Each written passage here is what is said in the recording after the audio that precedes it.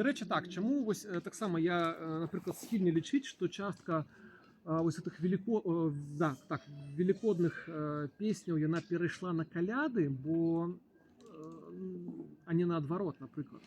Бо описываются реалии весны, так, что, ну, знову таки, як там гаворка про то, що там пчелки рояться, да, там пчелок садить, ну, гэта ситуація весны ніяк не колядная, там, гэта немагчыма, бо калі на коляды вы пачуеце пчаліны рой, это значит, прабачце, што пчола у вас уже не будзе, яны вымерзнуць, да, яны знікнуць просто, памруць. І, канешне, ясна, што гэта, ну, эта песня павінна была з'явіцца ў іншы час, калі сапраўды мы гэты рой пчаліны можам, як бы, увесну назіраць. Вось. Ну, это не может быть связано с этой карнавализацией, как бы колядной такой, где все переворачивается на отворотный бок и супротивный бок. Это, до речі, добрая думка, але я мяркую, што все ж таки не, бо, напрыклад, у гэтых песнях, а гэта частка вось гэтых якраз так званых велічальных, да, песень, якія гаспадару спявалі, яны якраз не перакручаныя. Тут наадварот, это як бы якраз песні, у якіх трэба быць максімальна дакладным, карэктным, як бы там пажадаць, каб у цябе ўсё гаспадарства было много, там і так далей. І тут няма перакручання, в прынцыпе. Таму, відаць, усё ж такі яны паказваюць, што калі там зноў-такі спяваецца там пра гэтых пчолак, то, відаць, гэта, ну, канкрэтна, вось это канкрэтна пчолкі. Вось гэта не тая сітуацыя, гэта каляднага там дзіва, да, што там велико, там, што улетку замярзае мора, так, а там, на каляды квітнее ружа. Вось гэта так, гэта вось якраз перакручаная сітуацыя. А тут вельмі канкрэтная гаспадарка, пчолкі, коні, валы, каровы. Ну да, цікава, тому що ви ще ніколи не все розділяли. однолькова. Так а вот калі дзека заходзіць, там жыта родзіць, оно ж не зараз родзіць, оно ў весну родзіць, у осень родзіць. Хаця спяваюць у студзені. Ну, так само накупалі, дзе Іван ходзіць жыта родзіць, дзе Юр'я ходзіць, там жыта Ну, родзіць. сэнс, может, нема привязки единка? Ну тут же не показывается час, тут просто, Да. ну, место Тут, показывается. вось тут так, тут мы гаворым пра тое, што гэта хутчэй як пажаданне. Бо, напрыклад, ось песня, якую цытату ўзяў, там гэты Іляйкі на каляды знікае, ён, тут пчолак няма, але ён зарасіўся, замачыўся. Ну, на каляды нельга зарасіцца. Гэта все ж таки таксама вельмі, ну, чым падабаецца заўсёды народная паэзія календарна-абрадавая, яна сімвалічная, міфалагічная, там много такога там схаванага, але пры гэтым яна дастаткова канкрэтная. І вось пра жыта родзіць я чаму і не выпадкова сказаў, што ў іншых песнях гэта ёсць. Гэта так, гэта такое ўжо з катэгорыі агульнага, да, апісання пажадання, якое на розныя святы яно згадваецца. Ёсць таксама даследаванне, ой, ці то сербскага, ці то забыўся, з якой краіны, даследчыка, які выводзіць вось гэты матыў, дзе нехта ходзіць і родзіць жыта, ён вылучае там ледзьве, што гэтая формула там з праславянскіх часоў, і гэта такі адзін з там базавых міфалагічных, там адзін з такіх базавых міфалагічных славянскіх сюжэтаў. Вось, потому что там, ну, уже там заменили там на Юрию, Ивана, Козу, там, неважно. Але просто сама эта формула сустракаецца фактично во всех славянских народах, без выключения, там, и у заходних, и у паўднёвых, там, во ўсходніх.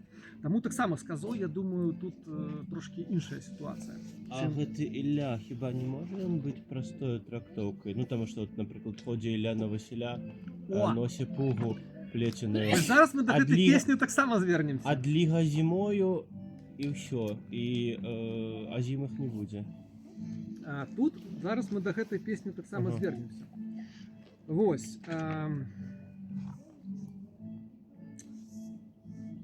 Дзе гэтая цытата? Вось, яшчэ просто хацеў звярнуць увагу у адной з калядных песняў пра таксама дзе згадваць, што Ілля знікае.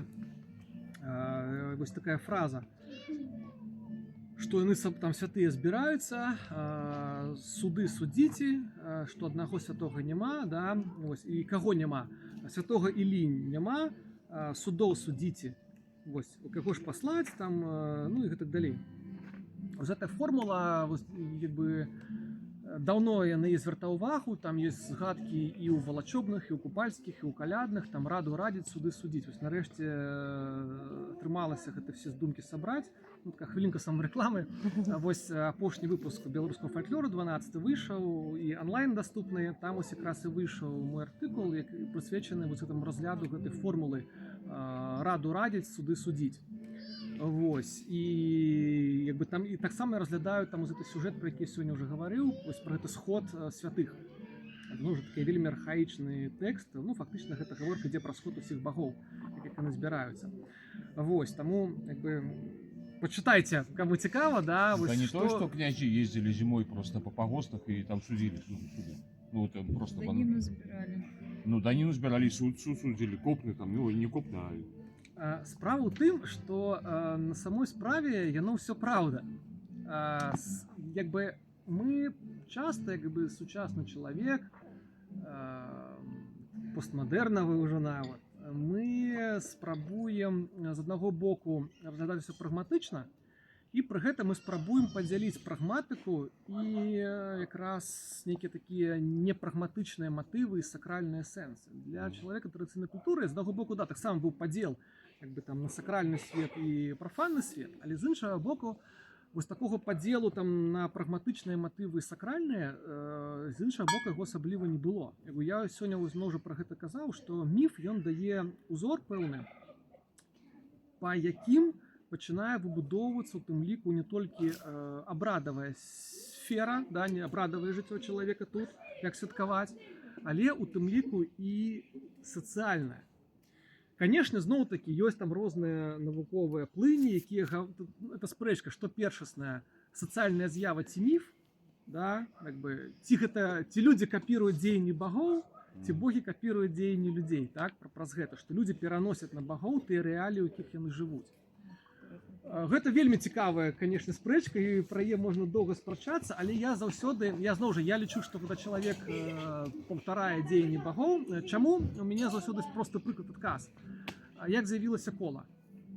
Спачатку з'явіўся сімвал, знак, так, потым з'явіліся рытуальныя цацкі ў выглядзе калясніцы сонца. Толькі потым з'явіліся рэальныя калясніцы, на якіх можна было паехаць. Бо спачатку у чалавека была міфалагічная ідэя, якая была калясніца сонца, але калясніца не існавала. Чалавек гэта не бачыў, у прынцыпе. А потым ён гэта зрабіў па ўзоры. Ну, можа быць, это быў адзінкавы такі выпадак, канешне. Але, ну, як бы я мяркую, што ўсё ж такі менавіта міфалагічны прэцэдэнт, ён шмат у чым абгрунтовы. І вось калі згадкі, што князь едзе суды судзіць, хто такі князь? Князь увасабляе, а гэта мы гаворым пра раннесярэднявечнае грамадства, і гэта рэаліі, там, напрыклад, там, славянскага грамадства, германскага. Князь, ён спалучае вярхоўную светскую і рэлігійную ўладу таксама. Пытанне такое, што тут інтэрпаляцыя ці экстрапаляцыя, ну, в сэнсе, што перанос... Але яно не супярэчыць адно аднаму, разумееце? Вось, і зноў жа, вось у гэтым артыкуле таксама ж згадаў, калі мы прыгадаем слова пра паход Ігоравы, там характарыстыка Усяслава. Ён што рабіў? Судзіў і радзіў. Вось, як і багі, раду радзіць, суды судзяць. Прычым, зноў жа, вось цікава, што у старэйшай Эдзе, у арыгінале, там таксама, калі апісваюць, як багі збіраюцца, іх дзеянні, яны ж па ісландску даслоўна напісана раду-раду. Гэта раду радзіць. Яны робяць тое ж самае, як яны так і гучыць раду-раду. Вось. Все зразумела. Так?